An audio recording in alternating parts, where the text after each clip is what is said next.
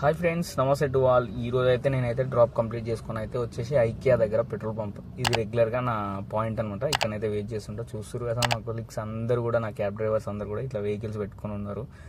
అక్కడ నుంచి ఇక్కడ వరకు మొత్తం క్యాబ్సే. సిచ్యువేషన్ అయితే బయటనైతే కొంచెం దారుణంగా ఉంది. ఓకే, నాకైతే ఇప్పుడు మా సూపర్వైజర్ కాల్ చేసిండు అనమాట.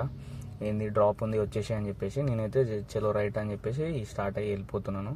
చూడండి, ఆరన్ కొట్టినా కూడా వీళ్ళైతే జరుగుతలేరు. Okay, no problem. అండ్ ఇంకోటి ఏంటంటే, సూపర్వైజర్ కమ్ డ్రైవింగ్ చేస్తున్నా కూడా సిచ్యువేషన్ అయితే చాలా దారుణంగా ఉంది.